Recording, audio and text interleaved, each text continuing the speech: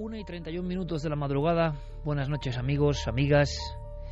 Después del fantástico programa que nos brindó nuestro equipo de guardia, aquí estamos de nuevo.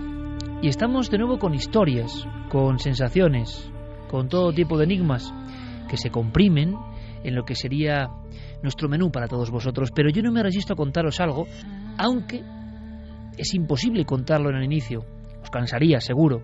Pero por lo menos, porque a mí me ha impresionado, me ha llamado la atención, si quiero relataros, no voy a decir un incidente, sino una coincidencia, una sensación que yo he vivido esta semana y que da pista o abre el camino para luego, en las profundidades de la madrugada, ahondar en uno de los misterios más hermosos, extraños, también hay que decirlo con tintes dramáticos, ocurridos en nuestro país. Un misterio del que yo ya sabía algo, pero como siempre nos ocurre a las gentes que hemos perseguido lo inexplicable, pues se nos cruzan en el camino, aparecen cuando uno, ¿verdad?, menos lo espera.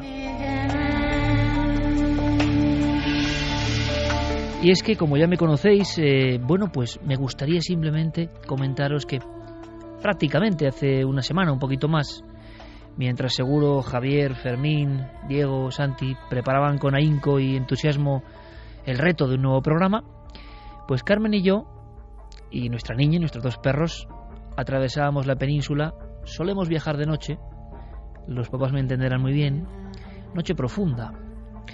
Y iba yo delante, conduciendo, Carmen detrás con la niña, ambas medio adormiladas, la niña completamente dormida. Y es una simple anécdota, ¿no? Pero qué hermoso es el misterio y qué hermoso es a veces el sentido de las señales que te empujan a investigar. No sabes bien por qué, no es nada racional, pero te empujan a investigar. Resulta que a esto de las 3:10 de la madrugada, imaginaos día de labor, carretera absolutamente vacía y además por la zona en la que íbamos en dirección a Levante, sin un solo vehículo, oscuridad total, silencio dentro del coche, y uno de mis perros, Merlín, fiel compañero, que se empieza a poner nervioso, que empieza a agitarse. En ese momento Merlín iba junto a mí en el asiento delantero, de copiloto prácticamente, atado con su correa, y yo le veía que miraba al exterior constantemente. Un exterior silencioso, oscuro, sin una luz. Y ya el momento empieza a ser un poco molesto, no inquietante ni mucho menos, molesto, porque pienso que incluso va a despertar a las otras dos viajeras y al otro pequeño perro atado, un perrito más joven que él y que va dormido atrás. Y entonces yo digo, bueno, pues será que este can amigo quiere hacer sus necesidades, evidentemente. Una cosa cotidiana, normal, ¿no? Y yo me desvío por una carretera y a veces, y los amigos y amigas que conducen lo saben perfectamente, tal y como están vertebradas las carreteras, las modificaciones, es bastante sencillo salir de lo que es una autovía, una autopista, meterte por unos caminos buscando algunas indicaciones y de pronto luego al regresar uno toma otro camino o no sabe muy bien qué ha hecho, en fin, que pasa varios kilómetros por esa España de caminos secundarios que por fortuna todavía existe. Esos caminos secundarios donde muchas veces, tantas veces, ¿no?, se aparece el misterio, se cruza en nuestro camino. Bueno, a la entrada de un pueblo que a mí me pareció muy misterioso, pero ya sabéis que yo en eso, en fin, casi todo me parece misterioso, ¿no?, por fortuna o por desgracia. Hacia las 3:15 de la madrugada ya, veo que en ese pueblo de La Mancha, casi limítrofe ya con la provincia de Murcia, observo que todo el mundo duerme, evidentemente, que no hay un alma. Esa calle con luz mortecina, vacía, unos pocos coches, ni siquiera un perro solitario o un animal, nadie, nada. Pero mi pequeño Merlín sigue inquieto. Parece que no quiere estar exactamente allí. Me lleva hacia un lugar. Seguramente por algún olor, por alguna circunstancia. Yo salgo del coche, hace frío. A pesar de que ha cambiado el tiempo, hace frío. Y yo me voy alejando. Y me meto en una especie de pequeña vereda o de campo.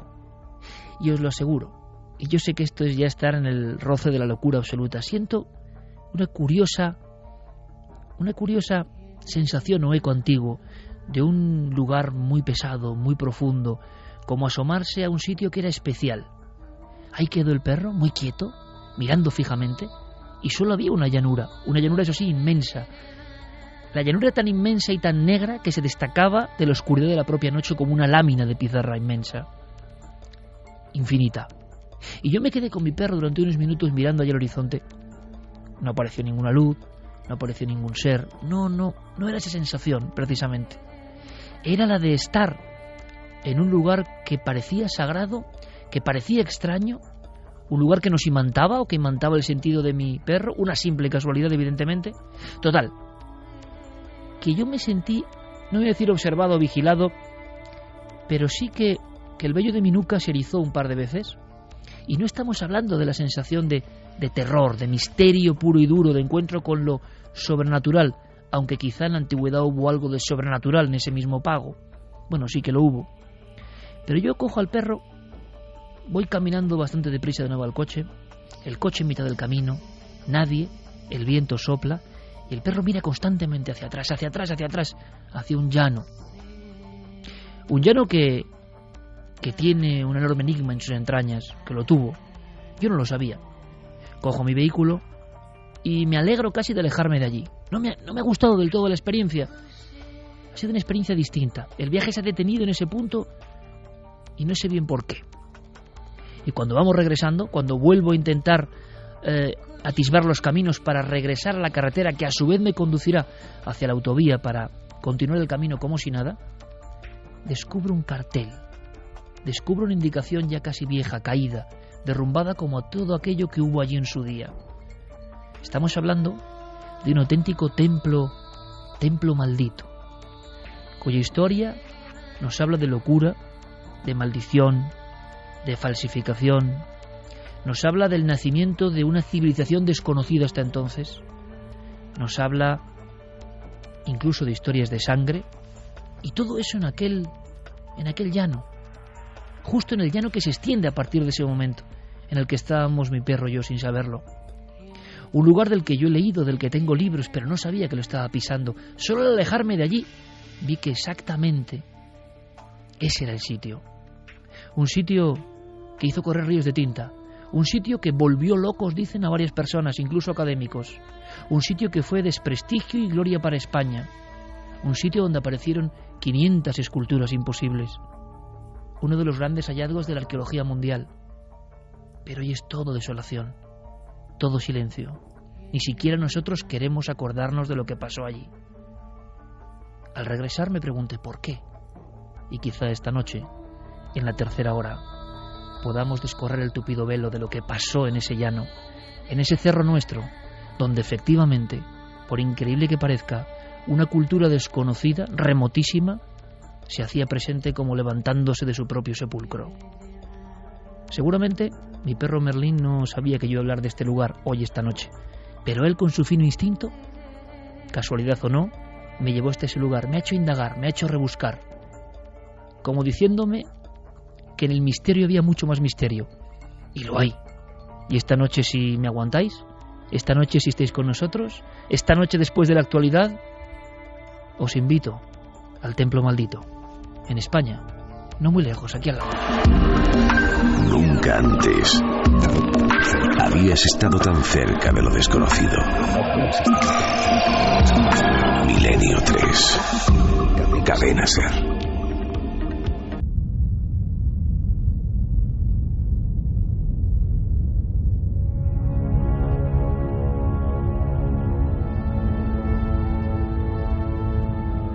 Esta música que pone Noel acompaña habitualmente, es sombra de ciertas historias ya de por sí sombrías. Tengo aquí un dibujo hecho a bola pluma que puede ser el retrato robot de una figura que hace 110 años, ¿por qué hablamos ahora de eso? No solo por el aniversario, sino por un nuevo estudio histórico sorprendente.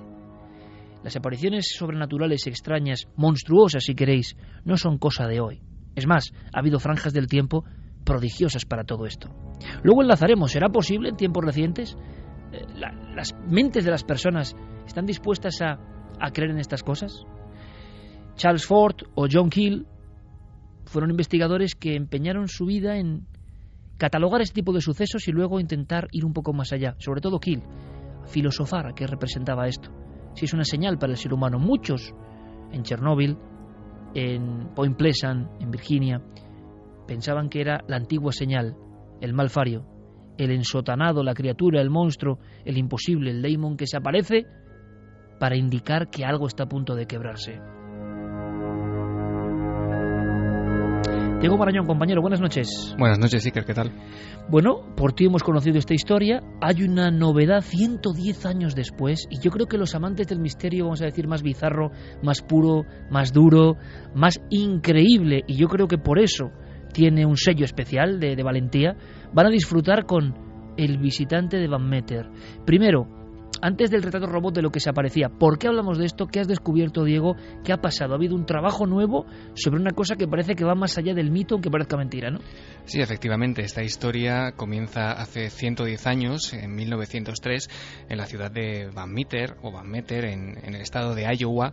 Por aquel entonces tenía unos 900 o 1000 habitantes, hoy en día no tiene muchos más, y este misterio ha vuelto a salir a la luz esta semana por la publicación en Estados Unidos de un trabajo llamado El visitante de Van Meter, un verdadero y misterioso encuentro con lo desconocido. Es un libro, Iker, que ha sido escrito por los investigadores Chad Lewis, Kevin Lee Nelson y la persona con la que hemos hablado esta noche, con Noah Voss. Bueno, un trabajo. Como ocurre en Estados Unidos, se mezcla la historiografía, la documentación en archivos, la pasión por el misterio para nada maquillada y sin ningún tipo de vergüenza, como debe ser, y se empieza a acudir a viejos legajos, a testimonios ya, claro, sepultados por el tiempo. Hablamos de hace 110 años, pero ahí está el interés. 44 años, por ejemplo, antes del inicio oficial de las historias extrañas aéreas, visiones de seres asociados a luces, ya hay algo que nos va a sorprender. ¿Antecedentes? Pues hombre, los hay, evidentemente. Aquí en este programa hemos hablado de Springle Jack, ese individuo extraño de aspecto fascineroso que tenía un candil o luz y que dicen que con gran maestría saltaba por los tejados de las zonas más deprimidas de Londres. Y ha habido sucesos de este tipo, pero ninguno tan terrorífico, porque lo que aparece es una gran ave o una especie de buitre humanizado que nos recuerda a otros animales humanizados o humanos animalizados que han causado el terror, y además rondando un mismo lugar. Y por ejemplo, hay que imaginarlo, una persona, 1903, la cristalera de su casa en su pueblo de Iowa de 900 habitantes, y que al otro lado del cristal, en la oscuridad, en la llanura, como yo os decía antes, observa esta figura que es absolutamente imposible. Zoología, criptozoología, encuentros con humanoides, ¿qué es esto?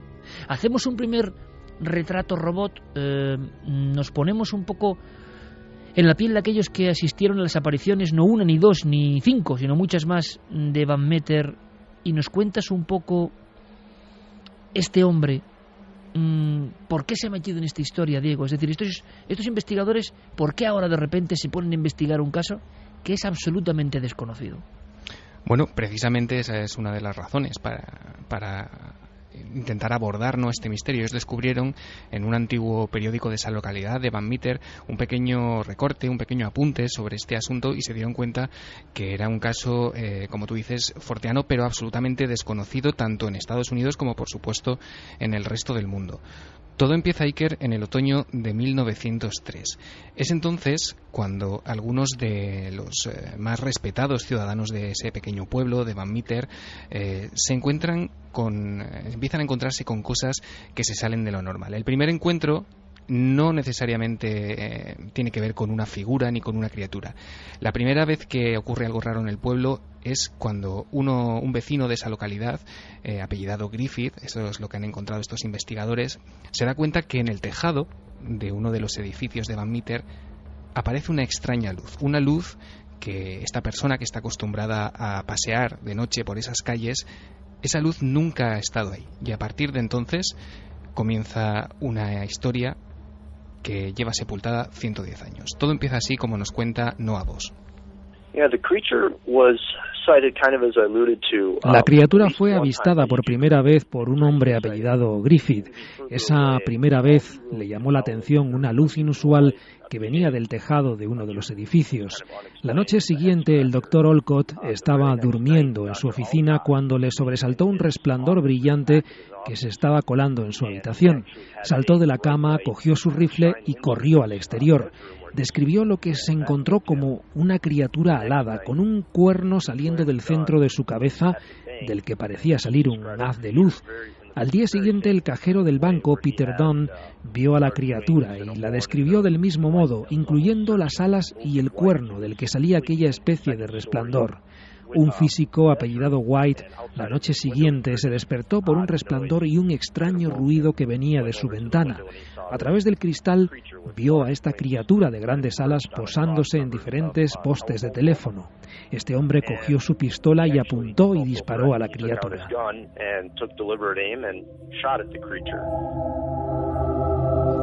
Hace 110 años, otoño de 1903, el retrato robot es como un gran murciélago o un ser alado o un ser envuelto en una capa. Podría ser algún tipo de gran murciélago, dirían los zoólogos, evidentemente, porque los hay de un tamaño descomunal. La cara sí parece más la de un buitre o la de una figura sin pelo y con un gran pico corvo que da respeto, pero los testigos definían o marcaban, y esto es muy impresionante, yo creo, quizá tenga que ver con simbología, con el inconsciente colectivo, no lo sé, pero como un gran diamante en mitad del pecho, simbolizando quizá el poder de una luz, un poder de reflectar, algo que llamaba la atención. Y ya tenemos aquí, Diego, unos primeros parámetros sorprendentes de todo hecho forteano. No hablamos solo de alguien con un atuendo extraño, sino que hay unos previos, hay una luz, hay unos ruidos. Estamos en 1903 y la descripción no difiere mucho de muchos encuentros cercanos del tercer tipo, como diría alguno, ¿no? En la actualidad. Pero las investigaciones prosiguen y estos hombres que han rescatado la historia un siglo después se dan cuenta de que hubo personas vivas de ese pueblo, de Van Meter, que llegaron a intentar capturar, vamos a decir así, no solo la criatura, sino sus pisadas, sus huellas, como quizá prueba para saber que no estaban alucinando o eran víctimas, ¿no?, de una especie de histeria colectiva. Efectivamente, hemos visto que a esta criatura se le dispara varias veces. Es curioso que tras varios ataques, ¿no?, de las personas del pueblo hacia ella, al parecer las balas no hacen mella en este extraño visitante. La criatura se mueve velozmente, hay quien lo describe saltando, moviéndose a grandes saltos por los tejados de este pequeño pueblo. Todos coinciden en que deja una especie de olor repulsivo por allá por donde pasa, que despide una luz cegadora desde esa especie de cuerno que hemos dicho en su cabeza, y como dices, el punto en el que la historia parece llegar a algo que lo cambia todo es cuando el rumor da paso a algo más físico, cuando el cajero del banco de la ciudad, Peter Dunn, del que ya nos ha hablado Noah Voss, logra hacer un molde de yeso de las huellas de esta especie de monstruo. Nos lo cuenta el autor del libro. Creo que la reacción de los habitantes de la ciudad siguió una progresión muy lógica. La primera noche, que probablemente fuera del avistamiento de Griffith, o eso creemos tanto yo como los otros coautores del libro, Chad Lewis y Kevin Nelson, simplemente se vio una luz. Así que en ese momento solo era una de esas cosas extrañas que a veces uno ve, lo comenta con los amigos el día siguiente y ya está. Pero la noche siguiente, el doctor Olcott, el médico de la ciudad, tuvo un encuentro mucho más extraño en el que ya vio a la criatura desde su ventana, con una luz blanca que salía de él. El doctor salió fuera con su arma y vio el cuerno, las grandes alas de murciélago. Creo que es en ese punto cuando la historia empieza a cobrar magnitud y cuando los habitantes de la ciudad pasan a estar confusos primero, un poco asustados después y aterrorizados al final. Había una extraña criatura, el visitante de Van Meter, apareciendo en mitad de la noche, con una luz saliendo de un cuerno y con una aparente inmunidad a las balas. Al final de la semana había puro terror, cosa que no es de extrañar.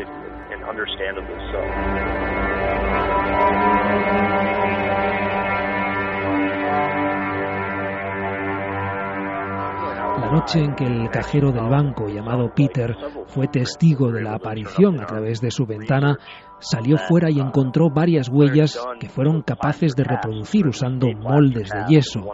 Él las describió como huellas con 3 dedos, algo similar a las huellas de un pterodáctilo, que muchas aves de hoy en día conservan. Por supuesto, esas reproducciones de las huellas de la criatura se han perdido, desgraciadamente.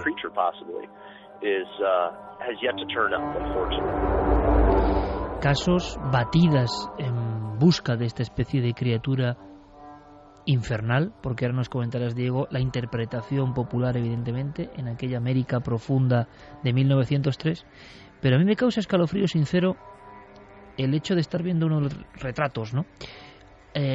Gracias a las diferentes versiones de los testigos de la época. Y es que, ¿cómo se puede definir a un ser enlutado, a un ser envuelto en una especie de tela oscura, con un acabado que le da aspecto de capa o de sayal?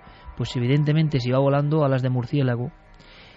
Donde vemos un cuerno que nos puede parecer, la descripción, la palabra cuerno mitológico, es más bien una protuberancia, una deformidad, no es tanto un cuerno picudo ni mucho menos, sino como un abombamiento de la cabeza, y luego esa luz poderosa en el pecho.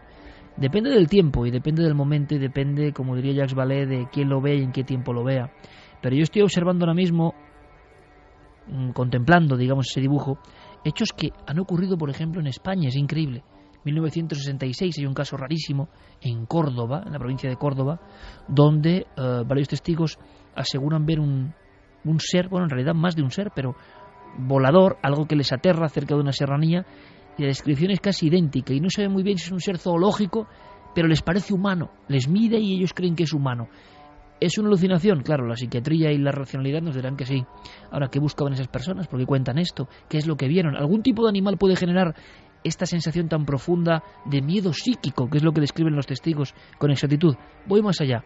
Hace muchos años, hace más de 20 años, yo mismo pude investigar y entrevistar a los últimos testigos de una historia que se llamó El Duende de Ladrillar, en la comarca de las Urdes, y la descripción, Diego, es idéntica a lo que tú decías. Se paraban algunos riscos, dejaba un olor repulsivo, era un animal que nunca se ha visto, si es que era un animal, estaba enfundado en una capa con la que se cubría, a veces mostraba una luz o un chillido, y me acuerdo perfectamente, como si fuese hoy, en las puertas del Camposanto donde todo ocurrió, Serafina Bejarano Rubio, que me contaba que daba una especie de revoloteo y siempre acababa en el Camposanto, con lo cual dio un aspecto mucho más fúnebre a todo eso. Los sucesos ocurrieron en 1907 y además se corrió la voz y el pánico, hubo batidas y se habló incluso de alguna persona despeñada o muerta a raíz del miedo por las apariciones de lo que allí solo podía ser un duende, ni siquiera murciélago, ni siquiera ser infernal, más bien un duende, porque entronca con la cultura propia de ese lugar. Si vamos a la descripción que hacen estos historiadores o investigadores y vamos a lo que cuenta Diego, es un calco exacto.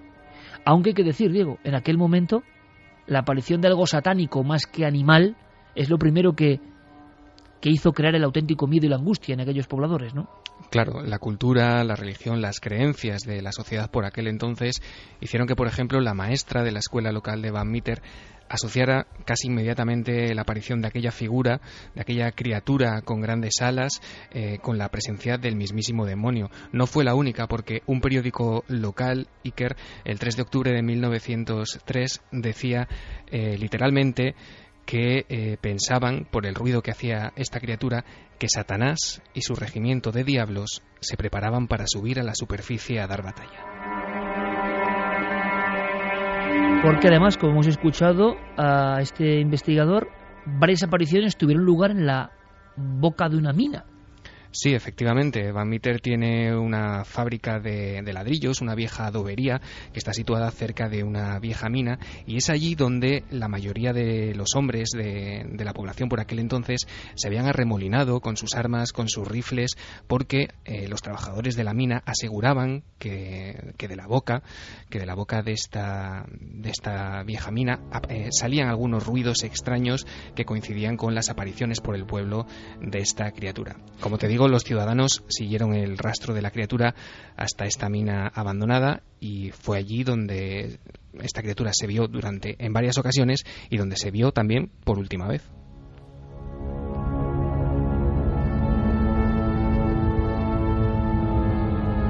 tras los pasos del mundo forteano, keliano, del mundo irracional, del mundo que parece que a veces provoca estos errores o cosas incomprensibles para nuestra mente humana y que de vez en cuando visitan a una comunidad y la trastocan por algo, como con un mensaje. Si yo entrevisté en las Urdes a Serafina Bejarano o a otros testigos que han visto prácticamente lo mismo, Santi Camacho ha tenido la oportunidad de estar en dos lugares, en los dos lugares marcados por el misterio de las dos antiguas superpotencias, Chernóbil y Point Pleasant, donde aparecía el Mothman. Y yo no sé si escuchando a Diego Marañón, Santi empiezas también a tejer paralelismos, ¿no? Es que es increíble cómo todos estos casos son de alguna forma primos hermanos, incluso de algunos más antiguos. Estaba pensando, por ejemplo, en el famoso demonio de Jersey. El demonio de Jersey, que aparecía a muchos kilómetros, pero también en Estados Unidos, en un lugar llamado los Pine Barrens, que contrasta con la cercanía, por ejemplo, de la ciudad de Nueva York. Pero los Pine Barrens es para conocerlo, o sea, es un lugar salvaje, es un lugar donde es muy fácil perderse, es uno de estos bosques inmensos y siniestros que albergan los Estados Unidos.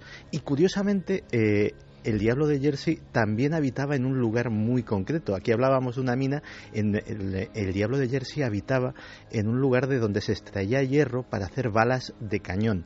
Curiosamente, cuando se decía que lo habían disparado a este ser de Diego, y no lo habían hecho efecto, se cuenta que el diablo de Jersey, un comodoro que estaba allí encargado de probar la calidad de la artillería, le disparó con su cañón y que tampoco le hacían absolutamente nada. Es más, este diablo de Jersey, por ejemplo, también era el precedente de las primeras mutilaciones de ganado. E incluso tuvo un testigo célebre que era ni más ni menos que José Bonaparte, nuestro Pepe Botella, que en un viaje al otro lado del Atlántico pues tuvo la ocasión de verlo. Pero desde luego sí que los paralelismos que he vivido en propia carne son increíbles. Porque lo que el público, permíteme, Santi, porque dices Point Pleasant, Mothman, historia conocida para nuestros amigos del misterio, pero por ejemplo en Chernóbil, quizá el público, nuestros amigos no lo sepan, había uno de estos pájaros de mal agüero. Sí, la lástima es que la práctica totalidad, o sea, los testimonios que pude obtener eran testimonios de segunda mano, porque curiosamente la práctica totalidad de testigos del pájaro negro de Chernóbil, que empezó a manifestarse apenas un mes antes, a principios de abril de 1986, empezó a manifestarse por la zona, por Pripyat, una especie de pájaro negro gigantesco que acosaba de alguna forma a los técnicos de la central, que incluso tenía les provocaba pesadillas. Estos técnicos que veían al pájaro negro y tenían esas pesadillas, como cuenta John Keel del Mothman, a veces recibían extrañas llamadas telefónicas a medianoche en las que nadie contestaba. Pues la práctica totalidad de testigos directos del pájaro negro de Chernóbil murieron a consecuencia del accidente nuclear. Y sabemos también, luego contará Santiago, que en el caso de Point Pleasant todo acabó con una tragedia en mitad del pueblo y las personas interpretaron que eso era un visitante o era la propia energía condensada, un egregor que dicen los sabios, ¿no? Por el miedo, la quebradura en el inconsciente colectivo, el saber sin saberlo que puede ocurrir algo tremendo, ¿no? Y curiosamente, otro paralelismo, el caso de Point Pleasant empezó también con luces en el cielo. Al principio ya estábamos en los años 60, ya el concepto de ovni se conocía, ya no era era un misterio, pero era un misterio, digámoslo así, identificado o etiquetado, y en los reportes del periódico local, de unos meses antes de que empezase a verse la criatura, pues sí que había testimonios de que alguien había visto luces cruzando los cielos de Point Pleasant, de toda la comarca, atravesando el río Ohio, y efectivamente unas semanas después empezó a tenerse los primeros testimonios del ser, que también tenía un lugar específico para aparecerse, que era la llamada área TNT, que era un inmenso polvorín donde se guardaba munición de la Segunda Guerra Mundial y que era, digámoslo así, el hogar de esta criatura. Mismo aspecto prácticamente, seguramente un esquema idéntico, y que luego los testigos, claro, según sea el tiempo, según sea la creencia, van modificando. Pero hay más, llega a haber auténtico pánico, hay una reacción popular y un miedo que se va extendiendo, y yo creo que ninguna de las almas de aquel remoto lugar en el corazón de Iowa pudieron estar tranquilas en aquellos días hasta que se produjo esa última aparición, donde incluso la gente arremolinada creyó ver 2 figuras, pero hubo, y nos lo va a contar el especialista Diego, un momento, y hablamos de, para algunos quizá un experimento sociológico, un miedo, que también se ha comentado, de un increscendo que también es digno de tener en cuenta, digno de ser analizado, ¿no? Claro, porque como te mencionaba antes, la cosa pasó del testimonio de algunos lugareños sobre luces, sobre, extraños ruidos. Después aparece la criatura, hay testimonios que ya la describen físicamente. A continuación, con el paso de los días, empiezan a aparecer, esos disparos, esos ataques directamente sobre esta especie de monstruo. Y como te digo, los ciudadanos, digamos que acorralan o creen sitiar a esta especie de criatura en la vieja mina del pueblo. Se acercan hasta el lugar en 2 ocasiones, Iker. En la primera de ellas, digamos que se preparan para acabar con esta especie de monstruo, pero al llegar se encuentran con que esta especie de pájaro o de ave extraña despide una especie de flash de luz, de fogonazo a través de esa protuberancia en su cabeza, que deja literalmente paralizados de terror a todos estos ciudadanos y huyen despavoridos. Sabiendo lo que se van a encontrar, es a la mañana siguiente cuando regresan con todas sus armas, bien armados, para acabar con él. Y ocurre lo que nos cuenta Noah Voss. La última vez que se le vio fue casi seguro el 4 de octubre de 1903.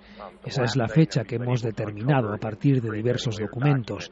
La aparición tuvo lugar ese sábado por la mañana de 1 de octubre, cuando 2 criaturas aparecieron en la misma. Aquel lugar estaba prácticamente sitiado por una multitud de hombres del pueblo que, de acuerdo a las crónicas, fueron allí con sus armas y pasaron al menos 6 horas esperando que la criatura saliese. Cuando eso ocurrió, todos los hombres abrieron fuego con sus rifles, dispararon y dispararon sin ningún efecto o resultado, y las 2 criaturas se internaron de nuevo en la mina.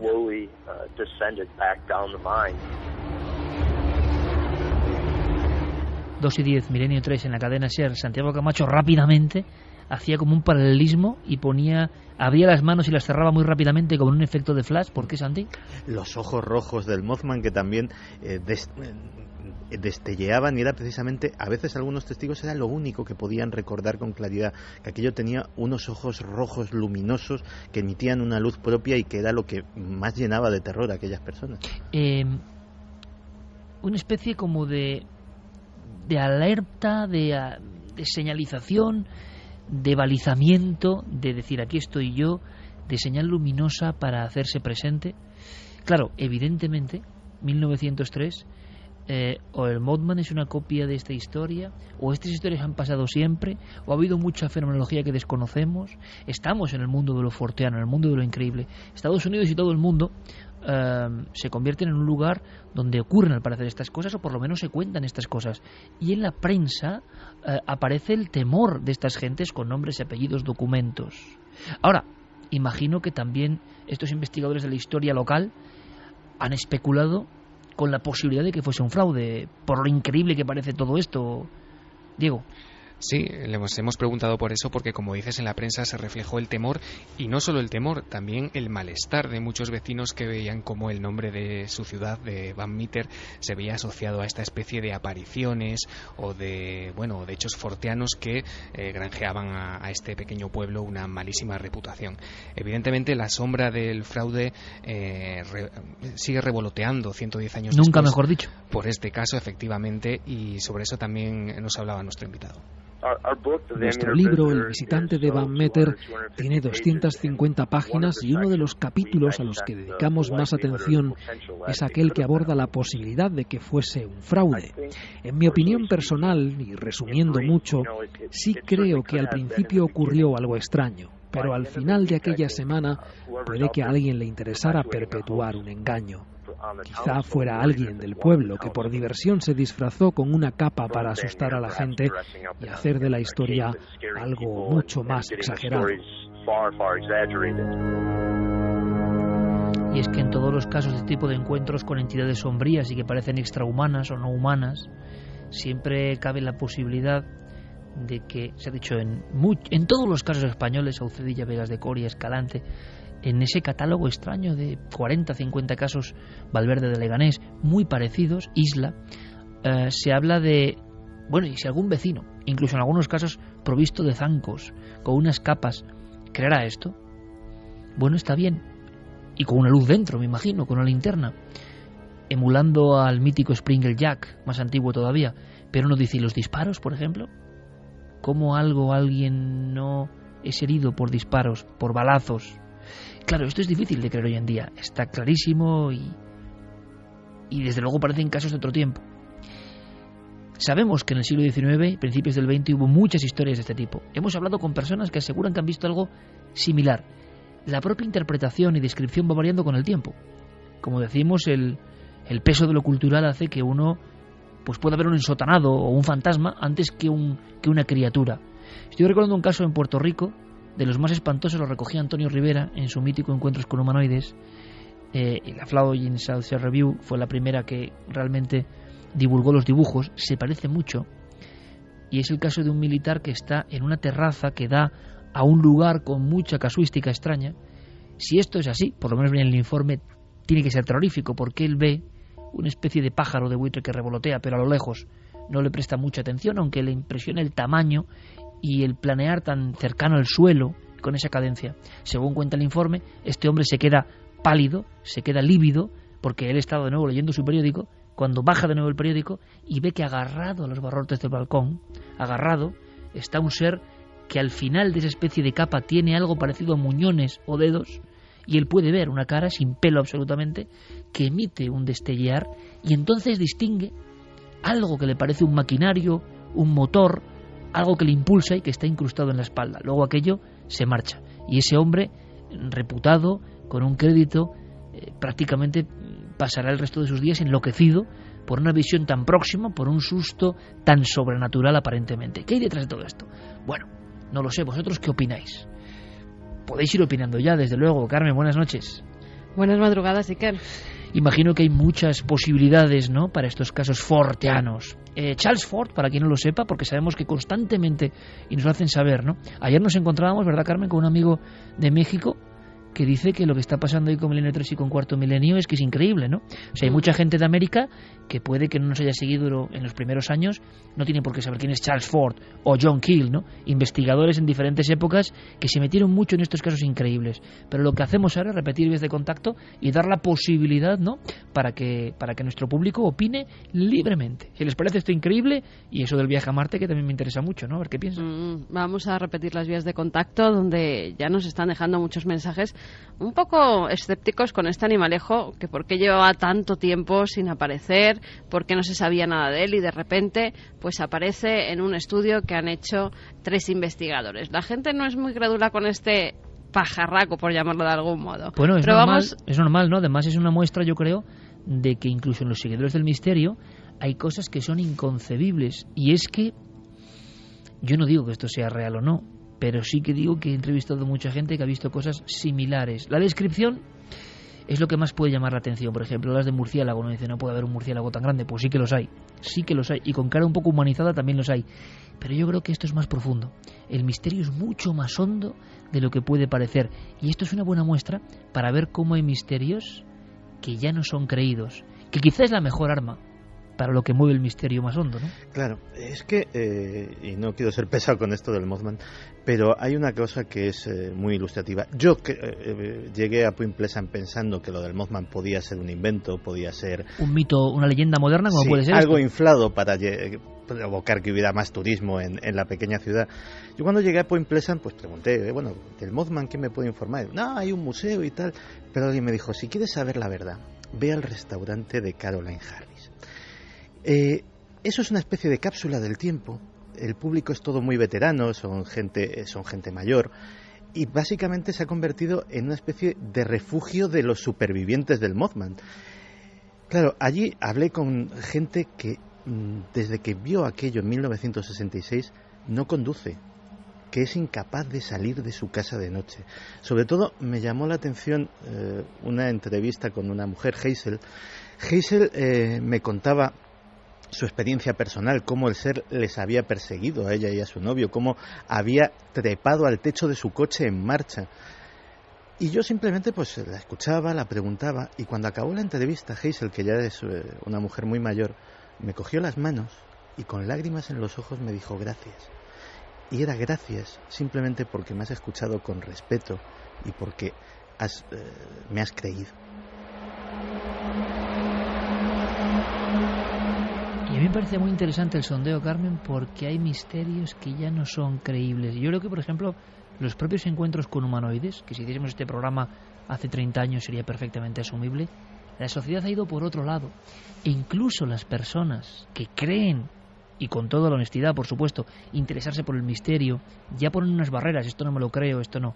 Yo lo digo, y es opinión mía personal, por supuesto, al revés, cuanto más investigo, he ido por el camino contrario de muchos de mis colegas, de la inmensa mayoría. Creo que el misterio es más profundo, más hondo, más transformador, más extraordinario, más extraño de todo lo que yo creía. Y hay una cosa que une estos sucesos, todos los que hemos contado a lo largo de estos 40 minutos, por ejemplo, y tantos y tantos y tantos, y lo he comentado muchas veces, el enorme contenido psíquico. Y el contenido psíquico es algo que es el impacto emocional terrible, muy difícil de contar, muy difícil de verbalizar, pero que el testigo, como decía Santi, lo sufre, sabe muy bien que le ha pasado, y que no le contentan las explicaciones paralelas, alucinaciones, te despistaste, ibas cansado. El que lo ha vivido y lo ha visto con diferentes formas, su impotencia es porque sabe que ya ni siquiera la gente que puede ver el misterio les puede creer. Están en el umbral de lo demasiado increíble. Y a veces, mi sensación, ojo, puedo estar perfectamente equivocado, la aparición de lo más irracional y lo más increíble es la última baza del misterio para avisarnos de que algo seguimos no controlándolo, que ellos siguen libres, demonios, ángeles en la antigüedad, seres hoy, para decirnos que en el fondo nuestra grandeza es muy poca, que estamos en el planeta Tierra y que viniendo de fuera o de dentro, que no lo sé, siguen mostrándonos que tenemos una porción muy, muy corta del conocimiento. Ahora, ¿qué piensa el público? Es muy interesante. Público joven, público que se ha incorporado en los últimos años al misterio. Pueden creer en ciertas cosas y en esto ya no. Y a mí eso me parece sumamente interesante, Carmen.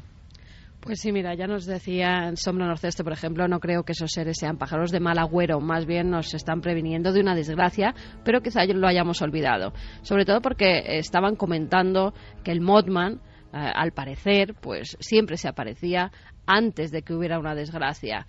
Podía ser que este nuevo ser también se apareciera para dar un aviso de algo. Darvos, dice el visitante de Van Meter, parece un ser sacado de la mitología griega. Coco Fernández, quién sabe si igual que los osos invernan durante meses, puede haber criaturas que sus ciclos activos sean cada determinados años y permanezcan aletargados durante grandes periodos o viviendo en otro medio en función de ciertos cambios climáticos. ¿Difícil? ¿Imposible? Raúl Cebrián, que parece un pariente lejano de un pterodáctilo. Mario Leonardo. Mira, vamos a quedarnos con eso, que me parece muy interesante, Carmen. Pterodáctilo, ¿no? Algo imposible, evidentemente. Lo que se ve, lo que el cerebro, que es el que ve, cree ver, a veces no es lo que se está viendo realmente. Es más, toda la realidad no deja de ser un engaño de nuestro propio cerebro, en el que tenemos visiones comunes, evidentemente. Es imposible, aunque decir imposible ya, que un pterodáctilo siga vivo, ¿no? Ahora, os puedo asegurar que hay personas perfectamente cuerdas, perfectamente preparadas en la sociedad, algunos incrédulos que de pronto observaron cosas increíbles en los cielos y en España. Antes hablábamos de Córdoba, año 66. Ojo, que de ese tipo de testimonios en Estados Unidos no son ni siquiera tan nuevos como del siglo pasado. Es que ya en las creencias de los indios, antes de que llegasen los británicos, ya se creía en el pájaro del trueno, una ave gigantesca que muchos precisamente han asociado con un posible pterodáctilo o algo parecido, que también se aparecía en determinadas circunstancias y que tampoco era un buen presagio ver al pájaro del trueno. Mira, ahora le voy a poner a Carmen, ahora nos va a contar Javi una historia tremenda, un resumen periodístico de algo que dices, claro, yo he avisado, estamos en lo forteano. Para tantos amigos que dicen, hombre, es que ya casi no habléis de misterios clásicos. No, nosotros hablamos de misterios ya en lo hondo de vez en cuando y nos tiramos a la piscina con tremenda alegría, porque yo creo que hay un mensaje que no acabamos de entender muy bien, de la propia naturaleza quizá, que es muy misteriosa. Pero sé que le voy a poner la carne de gallina a Carmen, lo vas a ver, porque ¿sabes dónde hay un grabado? Yo estaba pensando, Llevo 40 minutos con un grabado que me ha pasado Diego Marañón, con esa luminaria, esa cabeza calva con pico y esas alas siniestras, siniestro todo. ¿Sabes dónde hay un retrato en piedra de esta figura exacta? ¿En una cueva? No. En un templo, quizá el primer templo. Y estoy seguro que ahora mismo estás exactamente, lo estás visualizando, ¿no? Bueno, pues en Göbekli Tepe, en ese templo del que tanto hemos hablado, primer templo de la humanidad, otro imposible, en el Kurdistán, por cierto, donde los yezidi, esa secta extrañísima, idolatran a una especie de ave terrible en forma de pavo real pero un poco demoníaco. Para ellos es su demonio o Belcebú, y que se eleva como un ser humano. Pero lo alucinante es que entre las ruinas de Göbekli Tepe, alzadas hace casi 13.000 años, hay muchos animales venenosos extraños. Y uno puede decir, bueno, allí hay un buitre. Mirándolo muy atentamente, hay varios. Y uno, el más poderoso, el más infernal, uno lo mira y dice, este buitre tiene algo que es un poco extraño. La forma, lo amenazante, la mirada, la expresión, y se da cuenta, como ocurría en la prehistoria, que el buitre, uno puede pensar que es estilismo, otro puede pensar que es pura corriente estética, y otro puede pensar que es adoración de algo sagrado muy poderoso. Ese buitre, a tamaño natural de un ser humano, sí, es un ser alado que impone y que está grabado en el mismo tiempo en el que, por ejemplo, en España la gente vivía en cavernas. Pues ese buitre, enterrado durante 8.000 años, te mire con cara humana. Y con el mismo pico dentado amenazador que estamos viendo en el ser de Van Meter, sea lo que sea leyenda o no. Curiosamente, 8.000 años antes de esta leyenda, os aseguro que hay una figura en una de esas tejas de piedra desenterradas hace tan solo 20 años, 8.000 ocultas bajo la arena del desierto, como algo maldito, igual. ¿Casualidad? Seguramente. En Barcelona, no en un lugar remoto ni mucho menos, se produce una extraña polémica. Esto te va a gustar, Santi. Es un caso ya casi olvidado. Le daba algunas pautas a Javier para que hiciese una rápida búsqueda y era un rápido resumen. Decía antes Carmen, ha habido oyentes que hablan casi de pterodáctilo. Yo no creo que sea el aspecto de un pterodáctilo, al revés. Yo pienso que el aspecto es el de un ave humanizada. Y ahí lo dejo. Una especie de mensaje de naturaleza aberrante. Ave humanizada. Pero en Barcelona hubo una polémica rarísima hace no tanto tiempo y tenemos que saber algo para completar este extrañísimo informe.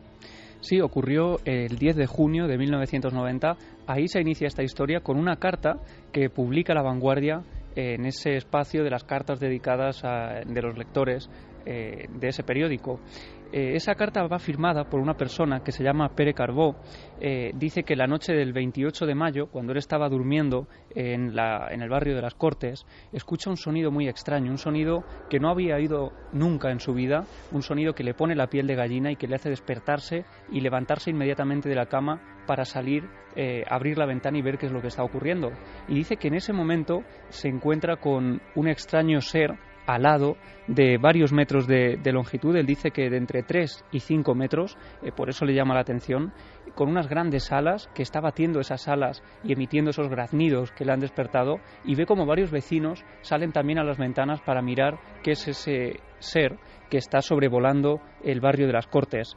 En esa primera publicación, esa primera carta, él dice: numerosos vecinos lo han visto y numerosos son también los comentarios al día siguiente. Suponemos que en otros barrios y otras personas debieron verlo. ¿Qué era? Y lo que es más extraño, ¿por qué no ha aparecido ninguna noticia en la prensa?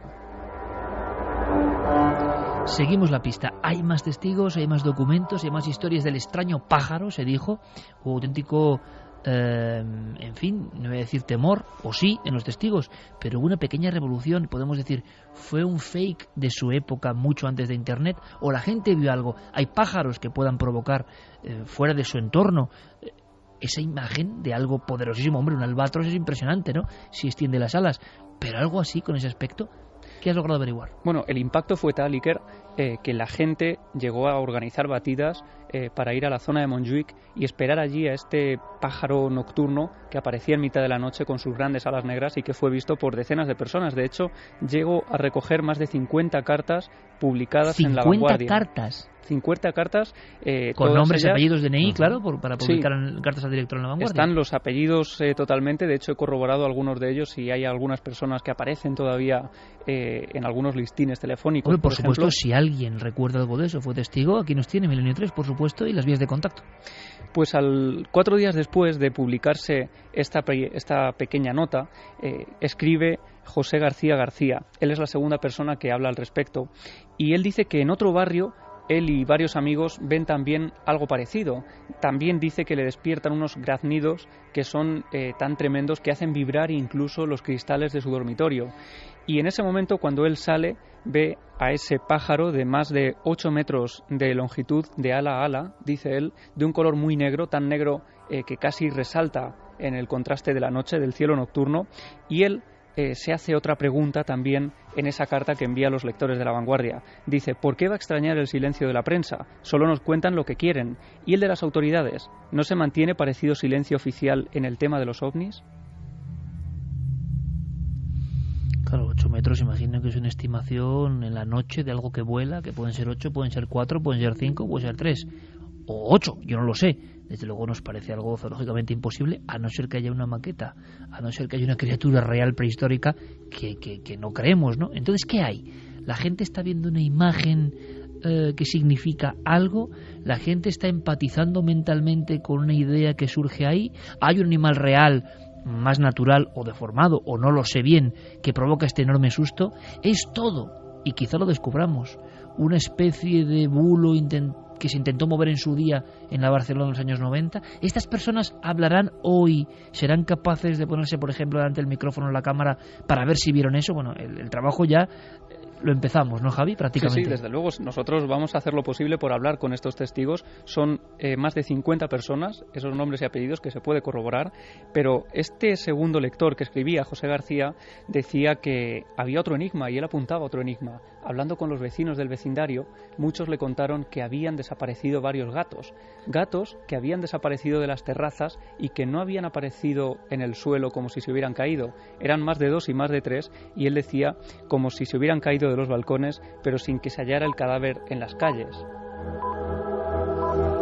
Es muy curioso, Javi, porque también hay que decirlo, en la historia de las cartas al director en Cataluña hay toda una amplia historia de contar casos y cosas que luego quedan un poco en el tejido de lo confuso. Es más, en el año 68, un periódico que ya no existe, se llama Telexpress, publicó una noticia sobre unos extrañísimos seres, un poco de esto que estamos hablando hoy, seres bizarrísimos, medio animaloides, extrañísimos, que dan un susto de muerte a unas personas cerca de Tivisa, pueblo luego conocido por sus muchos enigmas e historia extraña.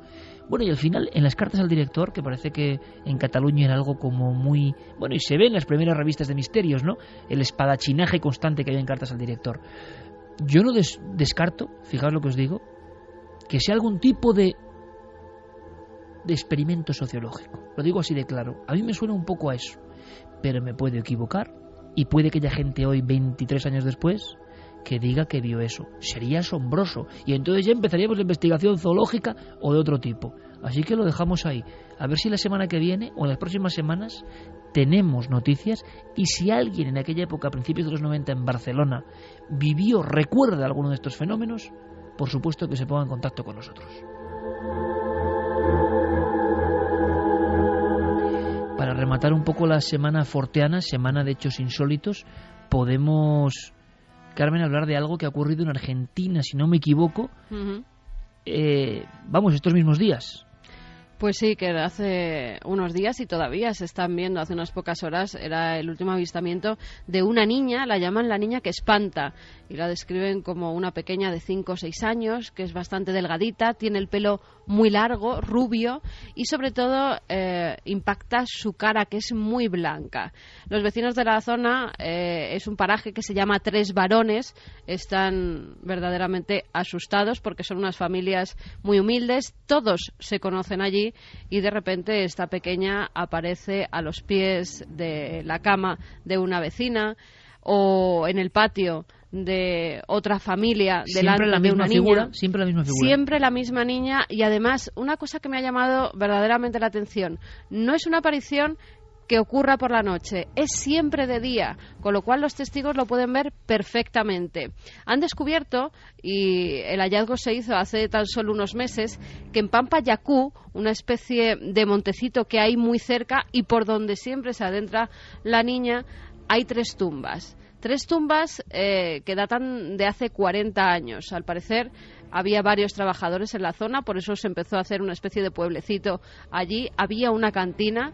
En la cantina empezó una pelea que acabó con varias muertes, entre ellas las de varios niños. Esos niños, al parecer, fueron enterrados en una fosa común que está en Pampa Yacú. Creen que puede ser el espíritu de una de esas niñas que falleció en esa reyerta el que ahora se está apareciendo para pedir o que sea bien enterrada o que la entierren con sus familiares. No lo saben. Lo cierto es que la gente está muy, muy asustada. Las autoridades están investigando porque la pequeña, ya te digo, siempre se aparece de día. Lo han descrito perfectamente. Lleva una faldita y una camisita azul y la gente nunca había visto nada parecido. La realidad forteana, la realidad del mundo de John Keel. Tiene Javi un libro, uno que es un clásico, con una de las portadas más horribles, hay que decirlo, de los últimos años, pero un clásico de mediados de los 80, que llegó a España, El enigma de las extrañas criaturas. Y casos como este de Barcelona, tan increíbles, hay casos incluso registrados de personas que fueron atacadas por aves de gran tamaño. En algún caso se pensó, un caso concretamente en Perú, que podía ser un cóndor de gran tamaño. Ojo, un cóndor de gran tamaño y con algún tipo de anomalía que le produce también ese rostro un poco humano, hay que decirlo, ¿no? 3 metros de envergadura suele tener un cóndor. Y un pico poderosísimo. Pues un ataque es importante. Los casos del llamado vampiro de Moca en Puerto Rico, donde yo recuerdo como si fuese hoy, claro, estas descripciones, ¿no? Y estos dibujos y estas historias, en un patio interior con la ropa tendida, una mujer, costumbre por el calor de la época, verano, en una aldea remota de Puerto Rico, cerca de Moca, que está, quitando sus ropajes. Hay que imaginarla, está sola, su familia duerme y cree que es uno de los niños acurrucados que se está escondiendo, haciendo un extraño juego del escondite, junto a una de las grandes sábanas que se está secando en ese hilo cimbreante. Y cuando quita de un tirón la sábana intentando sorprender y evidentemente gritar a su hijo, ve acurrucado a un ser que no acaba de entender qué es, que le mira con unos ojos desafiantes, que le parece un ser humano, pero que está protegido por una especie de capa o de alas, e incluso describe no una joroba, sino una espalda encorvada. Sale corriendo, además tropieza al entrar en la casa y observa cómo aquello no abre el vuelo, sino que va trepando por la tapia que sale de la casa en mitad de la noche y se va rastreando, digamos, por el campo que está anexo a esa entrada de la casa aislada. Con el tiempo, después de este caso, aparecieron muchos terneros con un punzón y con la sangre extraída, pero quedaban 20 años para que se hablase del famoso chupacabras. Esto ocurre en Moca, en el mismo terreno donde luego aparecería el mito, la verdad, no lo sé, de ese animal que desangraba a otros. Es decir, a veces hay como un preaviso, pero esto es desde la antigüedad. Y creo, aunque sea vuela pluma, Javi, que John Keel, que murió muy convencido de que estas fuerzas tenían que ver más bien con lo maligno. Esto sí que es un poco inquietante, ¿no? John Keel, que acaba en su apartamento de Nueva York en 2009, con muchas deudas, ¿verdad, Santi? Sí. Yo no sé si enloquecido, y es posible no enloquecerse.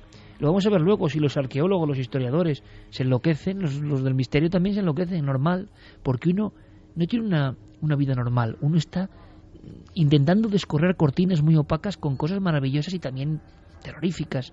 Y John Keel acabó, Santi, si no me equivoco, el hombre que recopiló los casos que casi les va a contar Javi, convencidísimo de que esto era una especie de apariciones constantes de algo maligno que está en la naturaleza. Claro, es que no nos olvidemos, que mucha gente no lo sabe, que John Keel llega a Point Pleasant sin un escéptico. pero siendo un escéptico... Al lugar donde aparece el Mothman. Sí, siendo un escéptico de libros. Es decir, él había dedicado, por ejemplo, una serie muy importante de artículos a desentrañar fraudes paranormales, a desentrañar los trucos de los faquires, etcétera, etcétera, siempre intentando darle a todo una explicación racional.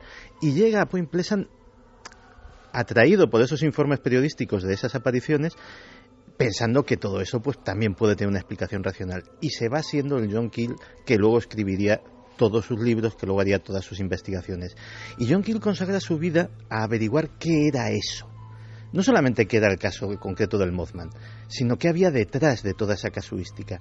Y al final termina elaborando una teoría muy personal. Él, por ejemplo, mete las apariciones ovni y los extraterrestres, los humanoides, en el mismo saco exactamente que el Mothman, y él termina llegando a la conclusión, la justifica, pero tampoco no la demuestra, pero sí que la argumenta, de que nosotros convivimos en este planeta con algo que es más antiguo que nosotros mismos, con algo que sabe más de nosotros incluso que nosotros mismos, que de alguna forma juega, si se puede llamar jugar, a algo que viene de una mente que no podemos comprender y que no tenemos parámetros para razonar sus motivaciones, y que siempre, siempre, siempre lo mejor es mantenerse alejado de ello.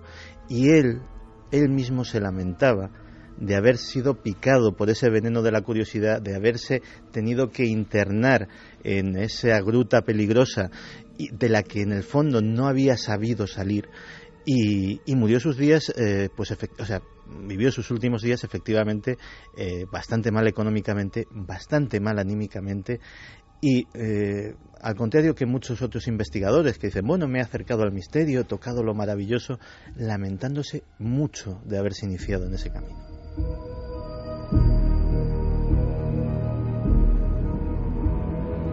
Esta disertación de Santiago Camacho de verdad me ha puesto un escalofrío, pero en la columna, vértebra a vértebra, porque estoy bastante de acuerdo, quizá no en lo negativo, pero bastante de acuerdo en eso de algo más remoto, más poderoso, anterior a nosotros, y que se disfraza de diferentes cosas, y que seguramente sea una parte de eso que llamamos naturaleza y que no sabemos hasta dónde va, ¿no?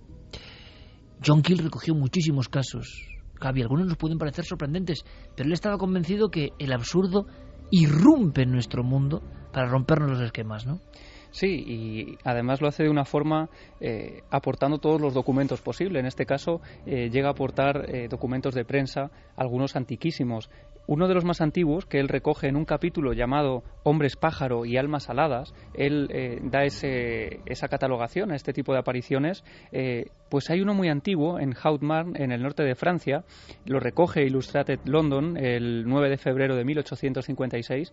Dicen, además es una de las apariciones más extrañas, están los trabajadores tirando unos grandes pedruscos para hacer un túnel de ferrocarril, estaban en una cueva, y cuando detonan uno de las grandes bloques de piedra, descubren que algo empieza a moverse entre las rocas de lo que han detonado unos minutos antes, y de pronto surge una figura muy pálida de unos 2 metros de altura, con unas grandes alas, que va casi deambulando como si estuviera a punto de fallecer, acercándose poco a poco hacia ellos, y esa criatura de color blanquecino se desploma cuando llega a la luz, cuando llega al exterior.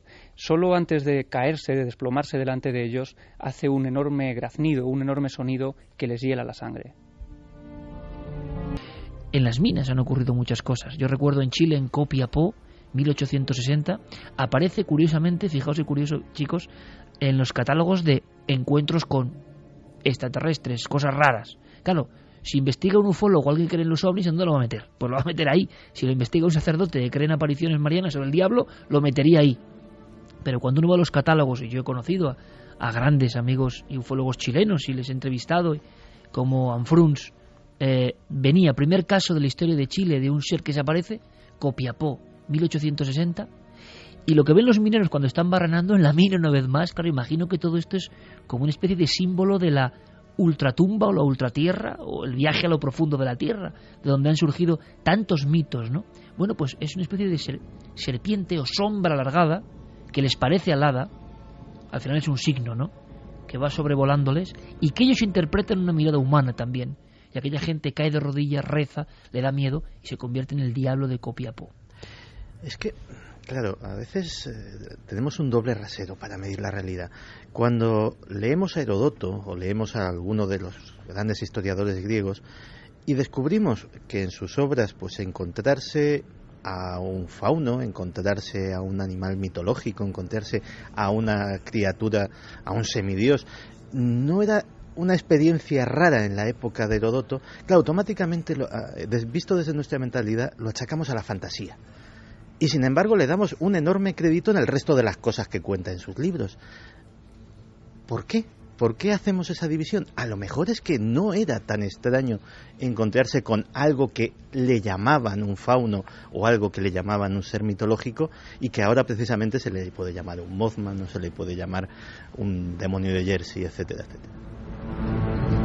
Veremos luego qué opinan nuestros oyentes. De momento nos marchamos del mundo forteano al planeta rojo, rápidamente, y lo hacemos con el mejor embajador, con Carl Sagan, ni más ni menos, que hace más de 30 años hablaba de este blues para un planeta rojo que de nuevo está en la cúspide de los temas de actualidad.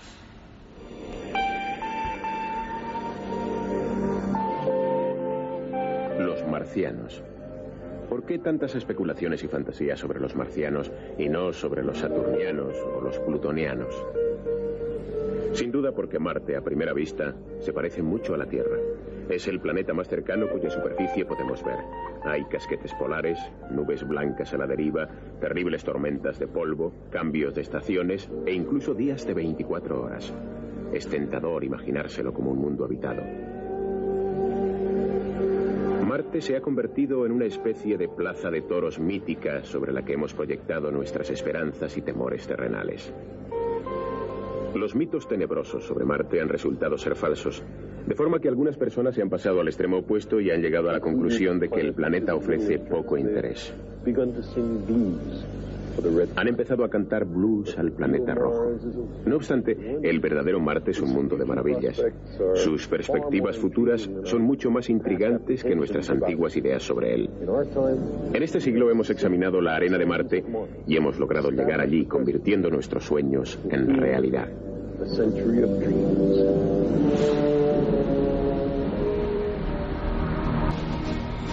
Y viajamos, Diego, o van a viajar a Marte. Esto se ha puesto de moda con, bueno, cuestión irritante para algunos, con entusiasmo para otros. ¿Nos puedes contar en apenas una frase, por si alguien no lo sabe todavía, qué es esto? Sí, es el proyecto Mars One. Es, bueno, dentro de 10 años se supone que 4 astronautas elegidos por esta empresa serán los protagonistas del primer viaje a Marte sin retorno. Todo esto se puso en marcha, Iker, el pasado 22 de abril, cuando se dio el pistoletazo de salida a este proyecto a través de una página web.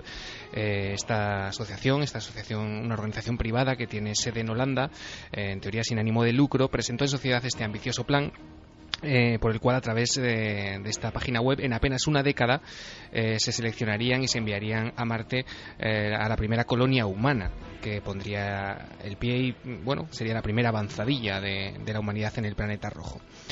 Además, Iker, esta semana todo esto ha estado bastante de actualidad porque el histórico Buzz Aldrin presentaba también un libro en Estados Unidos, un libro llamado Misión a Marte, mi visión de la exploración espacial.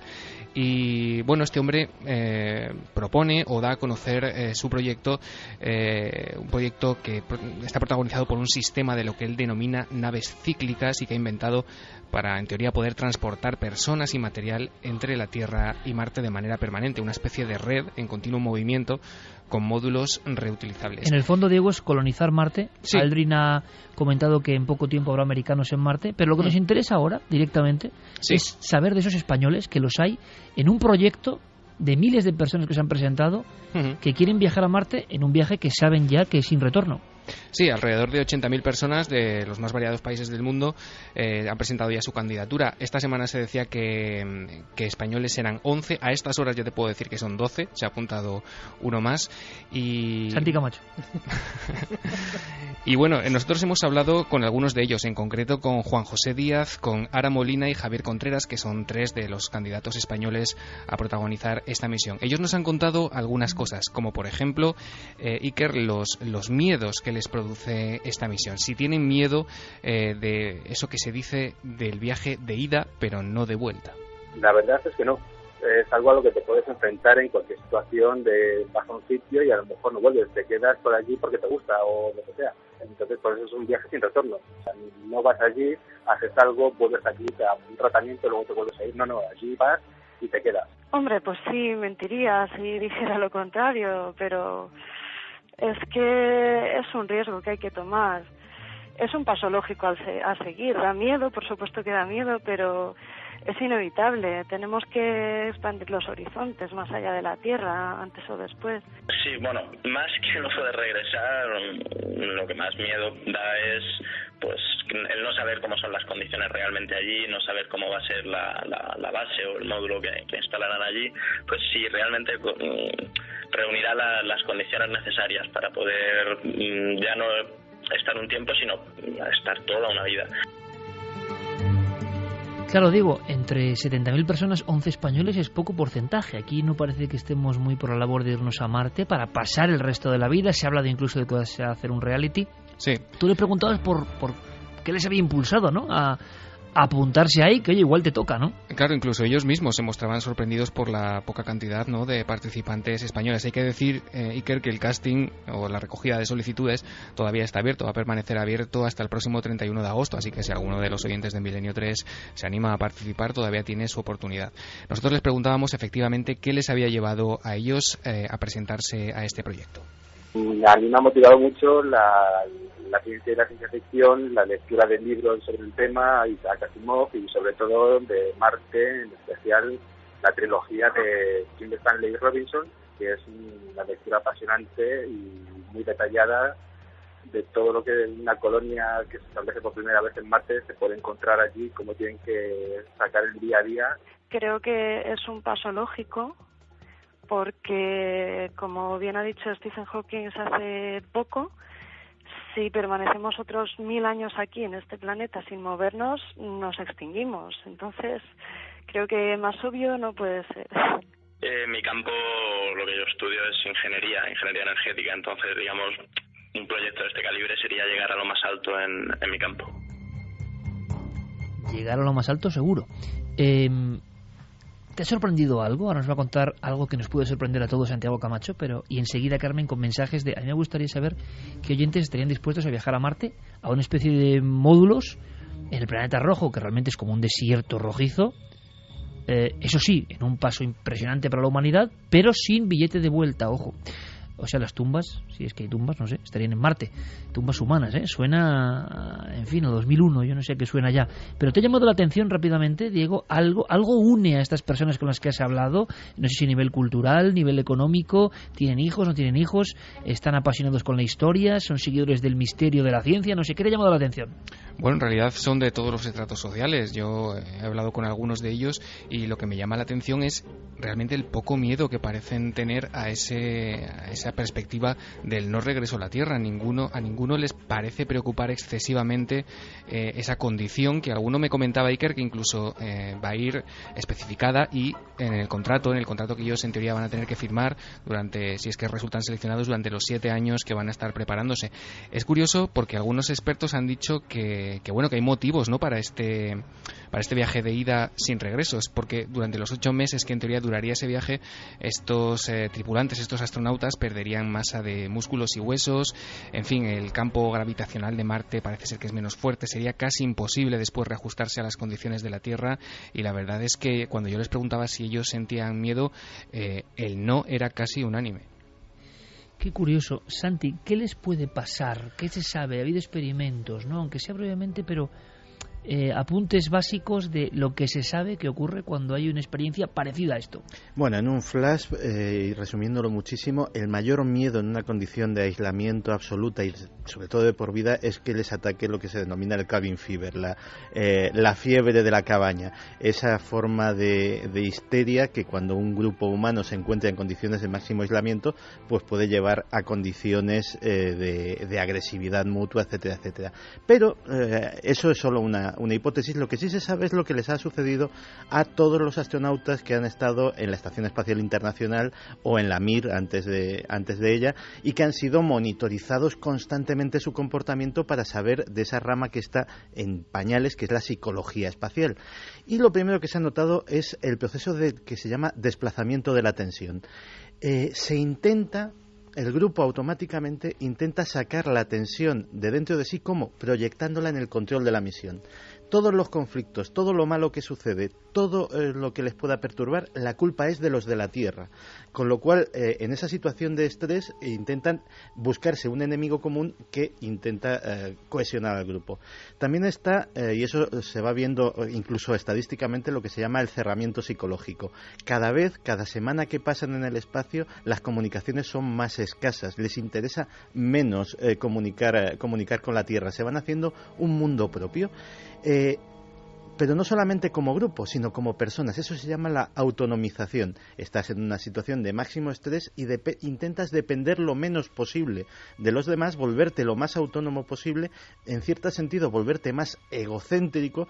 ¿Para qué? Para tener una cierta ilusión de control de la situación que ya de por sí es muy estresante. Cuando los grupos son muy grandes, además se generan pequeños subgrupos que empiezan a entrar en conflicto entre ellos y que, pues esto lo hemos visto hasta en los reality shows. Iba a decir, es Gran Hermano, ¿no? Efectivamente.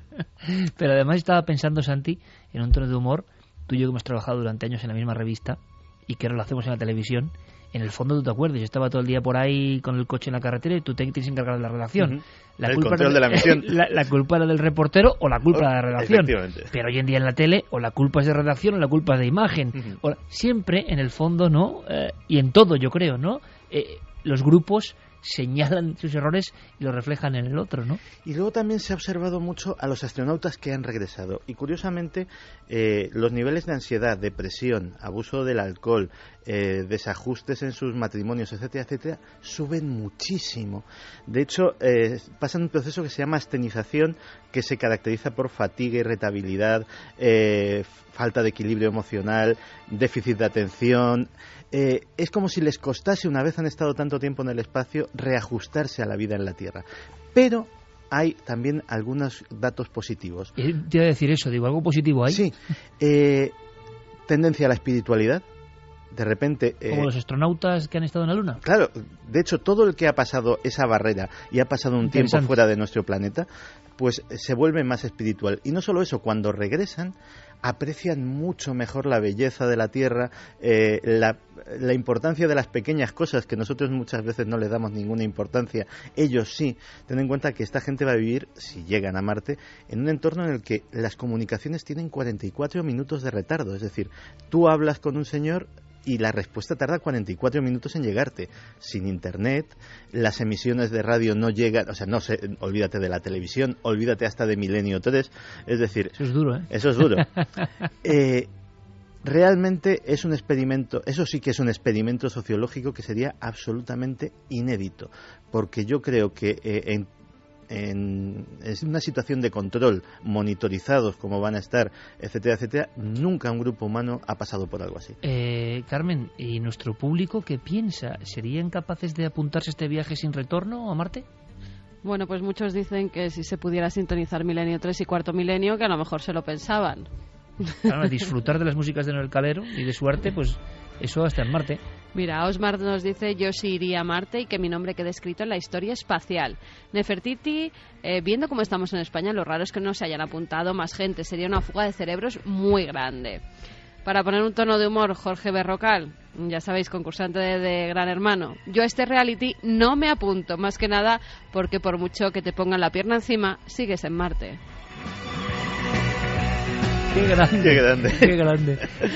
Y muchas personas claro, opinando. Oscuro dice, tenían miedo los colonos europeos a morir en el Nuevo Mundo. En proporción es lo mismo. Darbo, sabéis, de Marte se puede escuchar Milenio 3 y ver Cuarto Milenio. Si es así, me apunto. Pato dice, ¿cuántos años tardarían en llegar a Marte? Antes de llegar, seguro que se matan entre sí. Es nuestra naturaleza. Alicia Fontiveros hablan de un viaje a Marte como si fuese una excursión de colegio. En estos momentos no me imagino viaje más arriesgado. Paco García, para mí es muy irritante en la forma que se está planteando el primer viaje a Marte. Lo digo porque es como un casting estilo Gran Hermano. Sí, lo raro, lógico es que sean científicos. Claro, y gente muy preparada. Por cierto, ¿algún oyente ha descubierto el lugar del que yo hablaba tan misterioso en el viaje en carretera? Sí. ¿Sí? Sí. Bueno, luego me lo cuentas, venga. Vale. Ahora nuestros compañeros con toda la información, el mundo se mueve evidentemente, España también, como no puede ser menos, están pasando cosas constantemente y tenemos que estar como siempre en la cadena SER informados puntualmente. Luego nosotros regresamos con ese lugar en pleno corazón de España, ese templo absolutamente misterioso y muchas cosas. Santi, gracias compañero.